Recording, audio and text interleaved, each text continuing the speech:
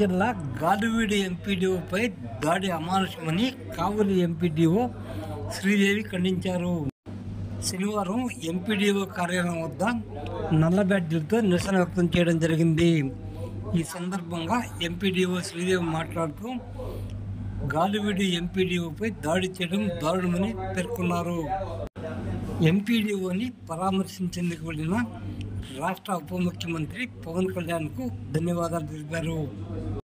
నిన్నటి రోజు అన్నమయ్య జిల్లాలోని గాలివీడు మండలంలో ఎంపీడీఓ గారి మీద కొంతమంది దాడి చేయడం జరిగినది. వారి ఆఫీస్ కార్యాలయంలో ప్రవేశించి అన్యాయంగా దాడి చేశారు. దీనికి నిరసనగా ఈరోజు మేము ఈ కార్యక్రమాన్ని నల్ల బ్యాడ్జీలతోటి కావలి మండల పరిషత్ కార్యాలయంలో పంచాయతీరాజ్ ఉద్యోగులందరూ కూడా దీన్ని ఖండిస్తూ ఈ కార్యక్రమాన్ని నిర్వహించడం జరిగింది. ఇది చాలా హేయమైన చర్య. నిజంగా ఇలాంటి సంఘటనలు మళ్ళీ పునరావృతం కాకుండా దానికి అనుగుణమైన చట్టాలు ప్రభుత్వం తీసుకురావాల్సిన అవసరం ఎంతైనా ఉంది. ప్రభుత్వ ఉద్యోగుల మీద ఈ విధంగా దాడి చేయడం కరెక్ట్ కాదు.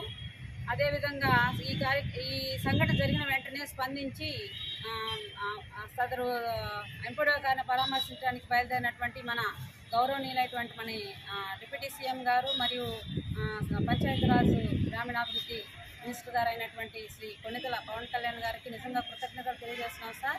మీ సపోర్టు మాకు మా ఉద్యోగులకి ఎల్లవేళలు ఇలాగే ఉండాలని చెప్పేసి కూడా మేము ఆశిస్తున్నాము.